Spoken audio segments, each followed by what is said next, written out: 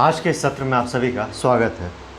आज हम इस पाठ्य पुस्तक के अध्याय 10 तुमसे मैं कभी विलग न हूँ को पढ़ेंगे। यह एक कविता है और इसके लेखक का नाम यानी इसकी जो कवयित्री हैं उनका नाम है सुदेश सिवाच।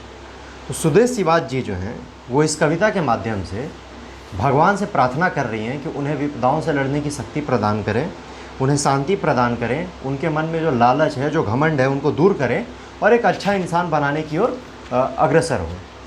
तो आइए अब इस कविता का हम पाठ करते हैं। हे प्रभु, मेरे अशांत मन को शांति प्रदान करो, प्रतिदिन की लालसाओं से मुझे बचाओ, विचलित मन में जला प्रेम की बाती मुझे अपने मिलन के योग्य बनाओ। तो भगवान से वो प्रार्थना कर रही हैं कि मेरा ये जो मन है वो बहुत अशांत है, वो एक जगह नहीं टिकता है, बहुत ज़्यादा विचलित रहता है। तो मुझे मेरे मन को जो है वो शांति प्रदान करो, यानी कि मेरा मन एक जगह कंसंट्रेट हो सके, इस प्रकार की मुझे शक्ति दो और प्रतिदिन की लालसाओं से मुझे बचाओ। यानी हर रोज़ जो लालसा रहती है कि ये भी कर लें, वो भी कर लें, इसको भी पालें, उसको भी पालें, इन लालसाओं और लालचों से दूर रखो। मेरा मन जो है बहुत विचलित है, तो इस विचलित मन में एक प्रेम की बाती जलाओ, दीपक जलाओ। जो दिया जब जलाते हैं तो उसके अंदर जो बाती होती है, तो उसी प्रकार प्रेम की बाती जलाओ और मेरे मन जो कि विचलित है उसको अपने मिलन के योग्य बनाओ। यानी कि उसको शांत कर दो, उसको निर्मल कर दो, उसको इतना अच्छा कर दो कि मैं आपसे मिल सकूं। अहंकार में डूबी हूँ मैं, मेरा अंतर तुम चमकाओ, विपदाओं से विचलित न हो, इतना मुझको सबल बनाओ। कहती हैं कि मैं बहुत ज़्यादा अहंकार में डूबी हुई हूँ। हर इंसान जो होता है वो कहीं ना कहीं अहंकारी होता है, और जैसे ही वो अहंकार उसके ऊपर हावी होने लगता है तो वो इंसान जो है अपने जीवन में फिर नीचे की ओर आने लगता है, उसकी जो क्वालिटी ऑफ लाइफ है वो गिरने लगती है। तो कवि कह रही हैं कि मैं तो अहंकार में डूबी हुई हूँ, तुम मेरे अंतर को चमकाओ, यानी मेरे मन को चमकाओ, मेरे मन को शुद्ध करो, विपदाओं से विचलित न हो, इतना मुझको सबल बनाओ। और जब कोई कठिनाई आई मेरे जीवन में, तो जब कोई परेशानी आए तो मैं उससे डरूँ नहीं, मैं उससे विचलित ना हूँ, मैं उससे भागूँ नहीं, बल्कि डट के सामना करूँ, इतना तुम मुझे शक्तिशाली बना दो। कहाँ है मंदिर मेरे घर में, किस पर्दे में तुम्हें बिठाऊं, उपहास करे सारी दुनिया फिर भी संकित न हो पाऊँ। यानी कि मेरे घर में मंदिर तो नहीं है, तो बताओ किस पर्दे में तुम्हें बिठाऊं। और ये जो पूरी दुनिया है, ये भले ही मेरा मजाक उड़ा ले, भले ही मुझे भरा बुरा कह ले, पर आप मेरे साथ रहना और आप मुझे इतनी शक्ति देना कि मेरा मन जो है वो संकित ना हो सके, मेरा जो आपके ऊपर भरोसा है वो हमेशा बरकरार रहे। समस्त भुवन में व्याप्त हो फिर भी मैं तुमको पहचान न पाई, नित्य नए रूपों में आकर, मुग्ध मूंदे नयनों में आकर मेरे अंतर में बस जाओ। अब कहती हैं कि आप तो समस्त भुवन में व्याप्त हैं, यानी कि पूरे दुनिया में आप चारों तरफ हैं, हर जगह आप ही आप हैं, लेकिन फिर भी मैं आपको अभी तक पहचान नहीं पाई थी, ये मेरे जीवन की गलती थी।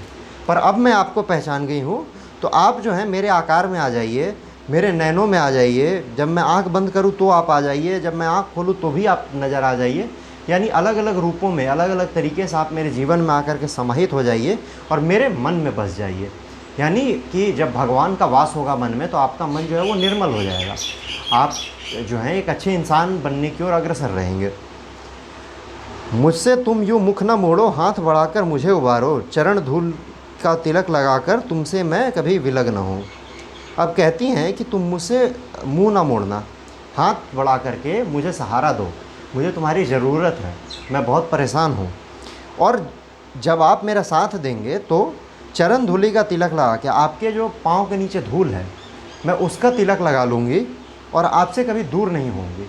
यानी आप मुझे अपना लीजिए, एक बार आप मेरे साथ, आपने मेरा साथ दे दिया तो मैं हमेशा ही आपके सानिध्य में रहूँगी और हमेशा आपकी पूजा करूँगी, आपको मानूँगी या एक अच्छे इंसान बनने की कोशिश करती रहूँगी। तो इस प्रकार जो कवयित्री हैं वो भगवान से अपने जीवन के जो उनके मन में जो कुरीतियाँ हैं, जो गलत भाव उनके मन में उपजे हुए हैं, उन सभी को दूर करना चाहती हैं। जो अहंकार है उनके मन में, जो शंकाएं हैं उनके मन में, उन सभी को दूर करके एक बेहतर इंसान बनना चाहती हैं और इसके लिए वो भगवान से प्रार्थना कर रही हैं। तो ये हमारा पाठ अध्ययन ख़त्म हो गया, काव्य अध्ययन हमने कर लिया। अब हम बढ़ते हैं प्रश्न अभ्यास की ओर। प्रश्न अभ्यास में हमारा पहला जो प्रश्न है वो मौखिक होता है। तो आइए अब हम प्रश्न अभ्यास की ओर बढ़ते हैं।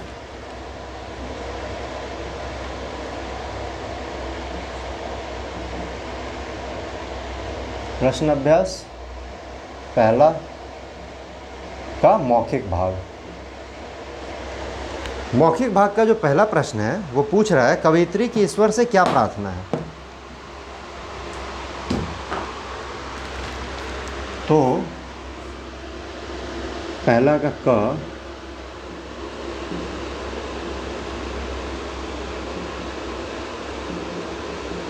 कवयित्री प्रभु से प्रार्थना कर रही हैं कि उनके अशांत मन को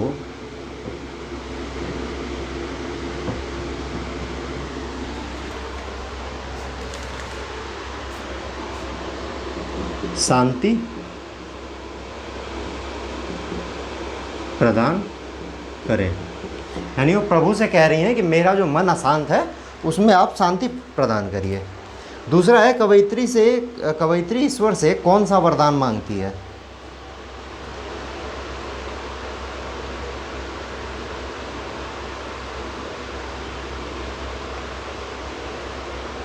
तो कवयित्री ईश्वर से वरदान मांगती हैं कि मेरे विचलित मन में प्रेम की बत्ती जला करके मुझे अपने मिलन योग्य बनाओ। तो ख का जवाब क्या होगा। कवयित्री वरदान मांगती हैं कि उनके विचलित मन में प्रेम की बाती जलाकर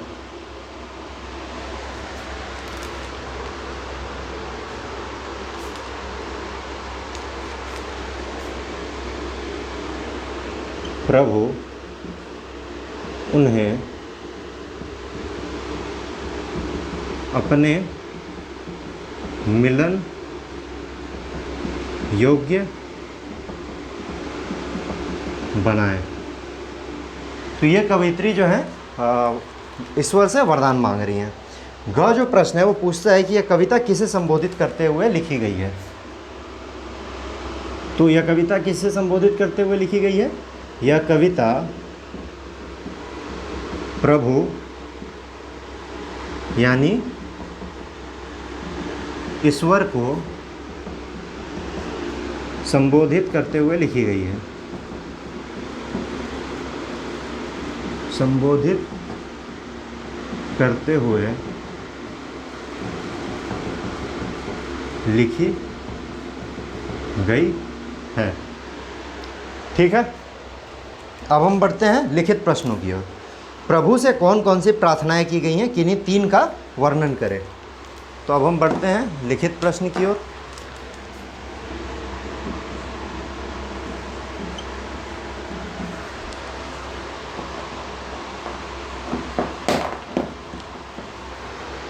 लिखित का क, किन्हीं तीन प्रार्थनाओं के बारे में वर्णन करना है। तो सबसे पहला प्रार्थना क्या है। अशांत मन को शांति प्रदान करें, विचलित मन में प्रेम की बत्ती जलाएं और विपदाओं से विचलित न होने जितना सबल बनाएं। तो ये हमारे तीन हो गए प्रार्थनाएं। तो प्रभु से की गई, इस प्रकार लिखेंगे हम लोग, प्रभु से की गई तीन प्रार्थनाएं निम्नलिखित हैं।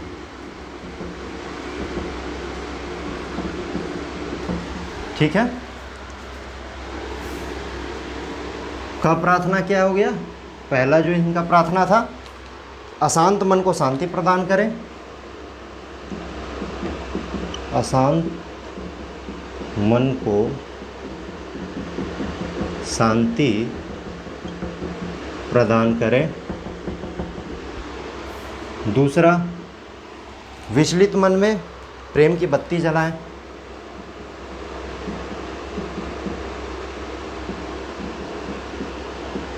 में प्रेम की बाती जलाएं। तीसरा क्या हो गया? इतना सबल बनाएं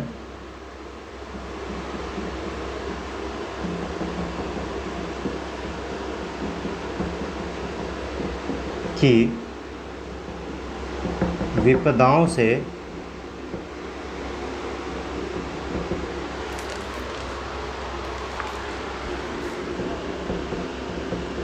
विचलित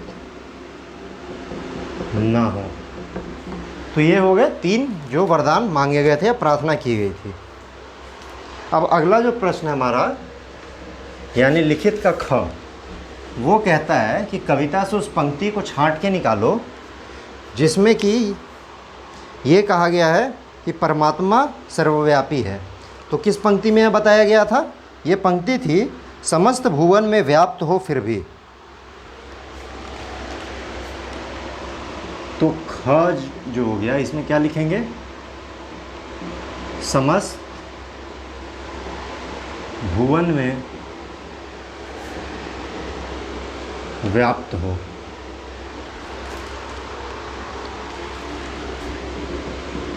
तो फिर भी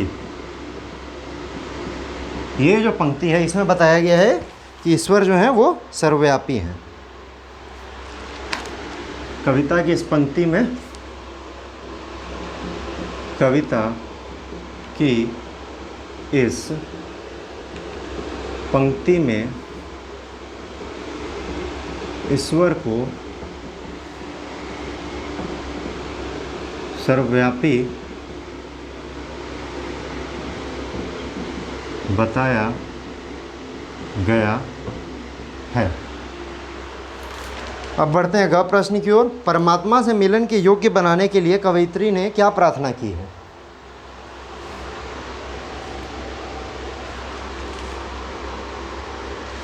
तो कवयित्री ने प्रार्थना की है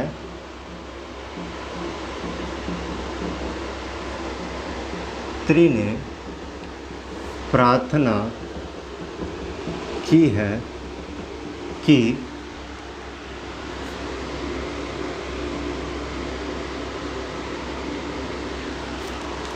उनके विचलित मन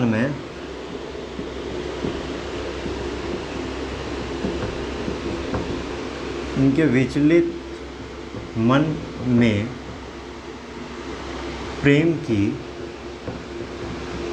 बाती जलाई जाए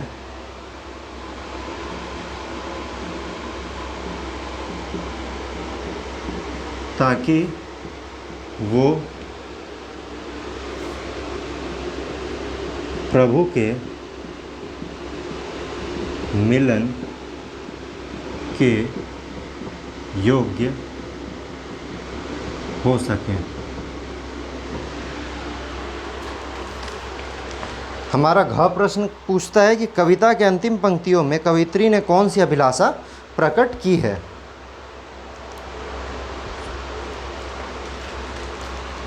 तो कविता की अंतिम पंक्तियाँ कौन सी हैं? ये पंक्तियाँ हैं कि चरण धूलि का तिलक लगाकर तुमसे मैं कभी विलग ना हूँ। तो अंतिम पंक्तियों में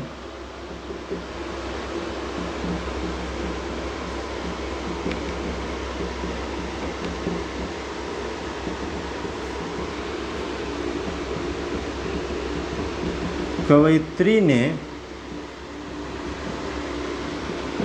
प्रभु के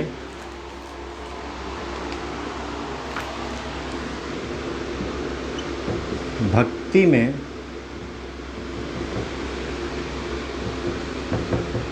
लीन हो जाने की अभिलाषा प्रकट की है।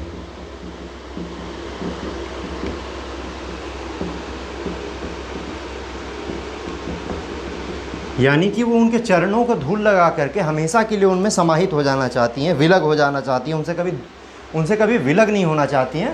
तो ये क्या दिखाता है कि वो उनकी भक्ति में पूरी तरह से लीन हो जाना चाहती हैं, यानी डूब जाना चाहती हैं। अब हम बढ़ते हैं अंगा जो है कि इस कविता का अन्य कोई उपयुक्त शीर्षक लिखिए। यानी कि जो कवयित्री हैं उन्होंने इस कविता का क्या शीर्षक दिया है मैं कभी विलग्न हूँ। अब इसके अलावा और क्या क्या शीर्षक दिया जा सकता है? तो उदाहरण के लिए हम लोग दे सकते हैं कि प्रभु प्रेम, या फिर अशांत मन को शांति, अशांत मन की शांति, या और इसमें से समस्त भुवन में व्याप्त ईश्वर, समस्त भुवन में व्याप्त प्रभु। इस प्रकार के जो हैं 2-4 शीर्षक हो सकते हैं जो हम लोग दे सकते हैं। तो ये जो शीर्षक लिखना है ये आपको खुद से सोचना पड़ेगा कि पूरी कविता पढ़ के आपने जो भी समझा उन सबको समेट करके अगर इस कविता का नाम देने के लिए मौका मिले तो आप इसका क्या नाम देना चाहते हैं। अब हम बढ़ते हैं आगे अन्य प्रश्नों की ओर। हमारा जो प्रश्न नंबर 2 है वो कहता है कि नीचे दिए गए रिक्त स्थानों की पूर्ति कीजिए। अहंकार में खाली स्थान, वहाँ पे लिखेंगे डूबी हूँ मैं, मेरा अंतर तुम चमकाओ। तो इस प्रकार से ये जो पंक्तियाँ हैं कविता की वही दी हुई हैं, बाद में खाली स्थान है। तो हम कविता खोल के पढ़ेंगे और वहाँ से शब्दों को सीधे सीधे उठा के भर देंगे। तीसरे प्रश्न की ओर बढ़ते हैं जो है बहुविकल्पीय प्रश्न, यानी कि मल्टीपल चॉइस क्वेश्चंस।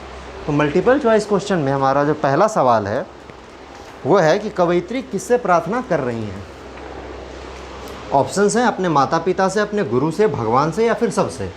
तो कवयित्री जो है वो भगवान से प्रार्थना कर रही हैं। इतना मुझको सबल बनाओ पंक्ति में कवयित्री का क्या अभिप्राय है? तो इस पंक्ति से कवि कहना चाहती हैं कि विपदाओं से विचलित न होने की शक्ति चाहिए। उपहास करे सारी दुनिया फिर भी संकित न हो पाऊँ, इससे क्या अभिप्राय है कि सारी दुनिया भले ही मेरा मजाक उड़ाए फिर भी मैं भयभीत न हूँ, मैं डरूँ नहीं। उसके बाद हम आते हैं चौथे प्रश्न की ओर जो कहता है निम्नलिखित पंक्तियों का सरलार्थ कीजिए। सरलार्थ यानी कि इन पंक्तियों का अर्थ लिखिए। तो कविताओं का अर्थ लिखने के लिए हमने पहले भी चर्चा की थी, क्या करते हैं हम सबसे पहले प्रसंग लिखते हैं। तो प्रसंग में क्या लिखेंगे? यह कविता जो है हमारे पाठ्य पुस्तक हिंदी शिखर पाठमाला के अध्याय नंबर 10 के तुमसे मैं कभी विलग्न हूँ कविता से ली गई है। इसकी रचयिता जो हैं वो सुदेश सिवाच हैं। ये हो गया हमारा प्रसंग। ये 2 लाइन का हम प्रसंग लिखेंगे, फिर हम लिखेंगे सरलार्थ। अब सरलार्थ में इन पंक्तियों का हम क्या करेंगे? अर्थ बताएंगे। तो पंक्तियाँ क्या हैं? हे प्रभु मेरे अशांत मन को शांति प्रदान करो, प्रतिदिन की लालसाओं से मुझे बचाओ, विचलित मन में जला प्रेम की बाती मुझे अपने मिलन के योग्य बनाओ। तो अभी हमने पाठ्य अध्ययन करते हुए इसका अर्थ जाना था, हम वही लिख देंगे कि कवयित्री जो हैं शुरुआत इस प्रकार करेंगे कि कवयित्री जो हैं वो इन पंक्तियों के माध्यम से प्रभु से प्रार्थना कर रही हैं कि उनके अशांत मन को वो शांति प्रदान करें और प्रतिदिन की लालसाओं से उन्हें बचाएं। यानी जो लालच है, जो चाहत है रोज़ की, जिससे वो परेशान रहती हैं जिसे पाने के लिए, उन सभी से उन्हें बचाएं और उन्हें शक्ति प्रदान करें। विचलित मन में जला प्रेम की बाती मुझे अपने मिलन के योग्य बनाओ। यानी कि इन लालसाओं को पाने के लिए जिस प्रकार उनका मन हमेशा विचलित रहता है, उस विचलित मन में प्रेम की बत्ती जला करके और उनको स्टेबिलिटी प्रदान करें, उनको इतनी शक्ति प्रदान करें और उनको अपने मिलन के योग्य बनाओ। यानी कि ईश्वर से वो मिलना चाहती हैं, ईश्वर के पास जाना चाहती हैं। ईश्वर के पास जाने से क्या मतलब है? वो अपने जीवन में अच्छाइयों को अपनाना चाहती हैं, अशांति को दूर करके शांति को लाना चाहती हैं। अब बढ़ते हैं ख की ओर। एक बार फिर से प्रसंग हम उसी प्रकार लिखेंगे कि यह पंक्तियाँ हमारे हिंदी शिखर पाठमाला पुस्तक से अध्याय नंबर 10 के कविता मैं तुमसे कभी विलग्न हूँ से ली गई है। इसकी रचयिता सुदेश सिवाच जी हैं। इसके बाद फिर से हम शुरू करेंगे सरलार्थ शब्द लिखने के बाद कि इन पंक्तियों के माध्यम से कवयित्री बताना चाहती हैं कि ईश्वर जो हैं वो तो हर जगह व्याप्त हैं, हर जगह मिलते हैं, हर चीज़ में ईश्वर समाहित हैं, लेकिन फिर भी वो उन्हें पहचान नहीं पाई थी अभी तक। यानी कि वो कुरीतियों में डूबी हुई थी, वो अहंकार में डूबी हुई थी, वो लालसाओं में डूबी हुई थी, अपने अभी तक ईश्वर को नहीं पहचान पाई थी। तो अब वो ईश्वर से प्रार्थना करती हैं कि नित्य नए रूपों में आकर, मुग्ध मूंदे नैनों में आकर, यानी कि नए नए रूपों में आओ।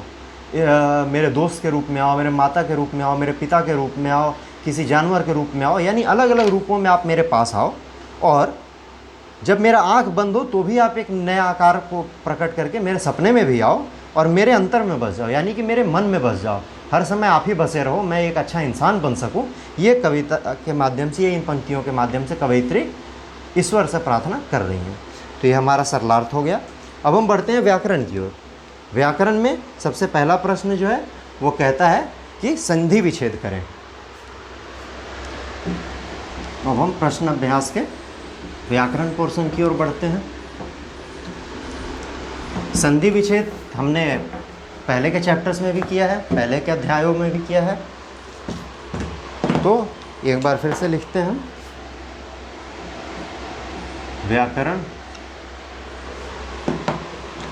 व्याकरण में पहला जो है हमारा वो कहता है संधि विच्छेद करें। पहला का क पुस्तकालय। पुस्तकालय का क्या होगा? पुस्तक प्लस आलय। ख क्या कहता है? परोपकार।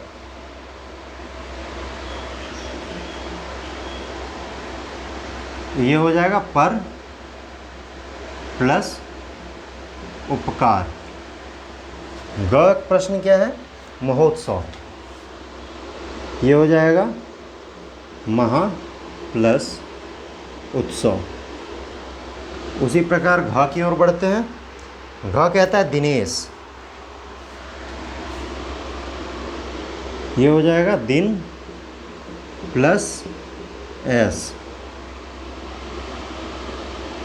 अंग प्रश्न है इत्यादि।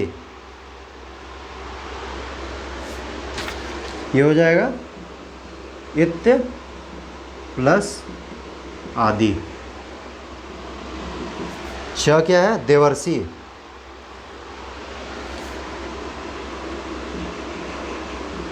देव प्लस ऋषि। स्वागत। छ प्रश्न है स्व प्लस आगत। तो ये हो गया हमारा संधि विच्छेद, जिसमें ऐसे दो शब्दों को जोड़ जोड़ करके एक शब्द बनाया जाता है। अगला है हमारा कि निम्नलिखित शब्दों के लिंग लिखिए, जो प्रश्न नंबर 2 है। तो प्रश्न नंबर 2 में या तो पुल्लिंग होगा या तो स्त्रीलिंग होगा। तो कवयित्री, कवयित्री जो है वो एक स्त्रीलिंग शब्द है। डिब्बा पुल्लिंग शब्द, नौकर पुल्लिंग, नेता पुल्लिंग, लड़का पुल्लिंग, विधुर पुल्लिंग, सेठ पुल्लिंग और माली भी पुल्लिंग। तो एक कवयित्री स्त्रीलिंग शब्द है, बाकी सारे शब्द जो हैं वो पुल्लिंग शब्द हैं। नीचे लिखा है कि नीचे दिए गए वाक्यों को शुद्ध करके पुनः लिखिए। सारी उपहास दुनिया करे, संकित न हो पाऊँ न भी, फिर मुझे प्रतिदिन बचाओ लालसाओं से, मन विचलित में जला प्रेम की बात थी। तो इसमें क्या है कि दो पंक्तियों को लिया गया है और शब्दों को आगे पीछे कर दिया गया है। तो इनको बस हम समेट करके सही जगह पे रख देंगे। तो वो कैसे करेंगे? तो इसका एक जो लाइन है वो कहता है कि उपहास करे सारी दुनिया, फिर भी संकित न हो पाऊँ। और दूसरी पंक्ति जो है वो कहती है कि मेरे अशांत मन को शांति प्रदान करो, प्रतिदिन की लालसाओं से मुझे बचाओ। मन में प्रतिदिन की लालसाओं से मुझे बचाओ, विचलित मन में जला के प्रेम की बाती। तो ये हमारी दो पंक्तियां यहाँ दी गई हैं, जिनको हम समेट करके सही जगह पे लिख लेंगे।